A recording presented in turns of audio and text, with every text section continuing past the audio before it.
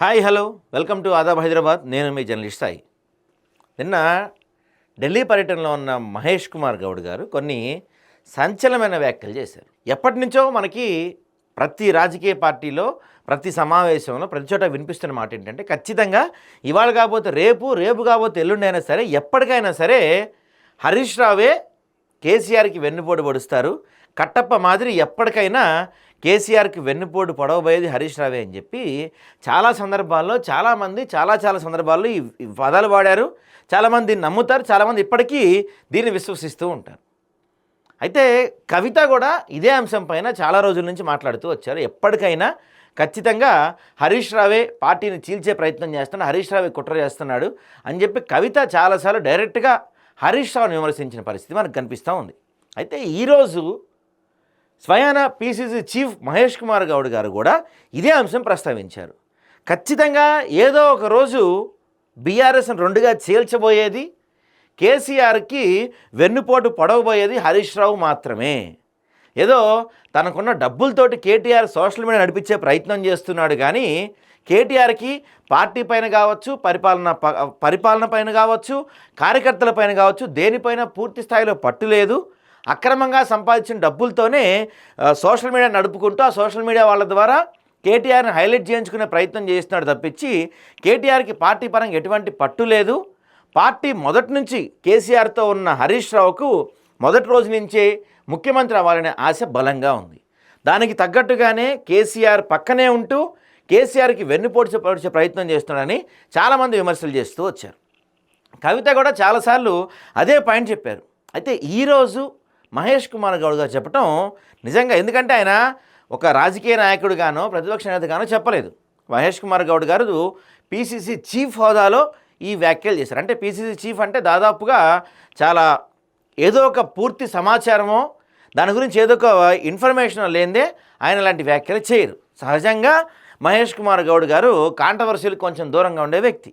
So అలాంటి వ్యక్తి నోటి నుంచి ఇలాంటి మాట వచ్చిందంటే ఖచ్చితంగా రాష్ట్రంలో ఏదో జరుగుతుందనే అభిప్రాయం పొలిటికల్ సర్కిల్స్లో బలంగా వినిపిస్తుంది.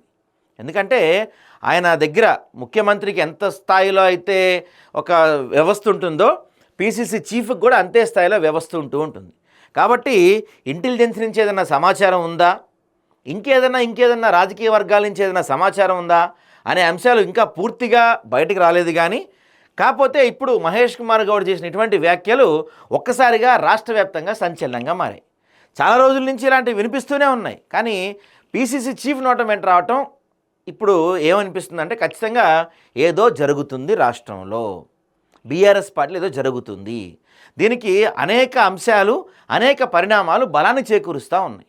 ఉదాహరణకి కేసీఆర్ గారికి ఆరోగ్యం బాగోకపోవటం, పార్లమెంట్లో 0 స్థానాలు రావటం, ఎమ్మెల్సీ స్థానాల్లో పోటీ చేయకపోవటం, జూబ్లీ హిల్స్లో కేటీఆర్కు హరీష్ రావు ఏ విధమైన సపోర్ట్ చేయకపోవటం, వాళ్ళ నాన్నగారు చనిపోయారనే అంశాన్ని సాకుగా తీసుకొని దాన్ని పక్కన పెడతాం, జూబ్లీ హిల్స్లో హరీష్ రావు సపోర్ట్ చేయలేదు, పార్టీ సీనియర్ నాయకులు ఎవరిని సపోర్ట్ చేయలేకపోవటం, ఆ తర్వాత జరిగిన స్థానిక సంస్థల ఎన్నికల్లో కూడా కేవలం సిద్దిపేట మాత్రానికే హరీష్ రావు పరిమితం అవటం, రాష్ట్ర వ్యాప్తంగా పార్టీని గాలికి వదిలేయటం, ఇవన్నీ ఎందుకు చేస్తూ ఉన్నారు హరీష్ రావు అంటే కేటీఆర్ పనికిరాడు, కేటీఆర్ ఓన్లీ సోషల్ మీడియాలో ఫాలోయింగ్ ఉన్న నాయకుడు తప్ప గ్రౌండ్ లెవెల్లో ఏమీ లేదు అని వరుసగా ఎంపీ ఎలక్షన్స్ కావచ్చు, ఎమ్మెల్సీ ఎలక్షన్స్ కావచ్చు, జూబ్లీ హిల్స్ ఎలక్షన్స్ కావచ్చు, ఇప్పుడు జరిగిన స్థానిక సంస్థల ఎలక్షన్స్ కావచ్చు, రేపు జరగబోయే జిహెచ్ఎంసీ ఎలక్షన్స్ అన్నింటిలో కూడా కేటీఆర్ ఆధ్వర్యంలో ఎన్నికలకు వెళ్తే అన్ని చోట్ల ఓడిపోతే అప్పుడు కేసీఆర్ దగ్గర హరీష్ రావు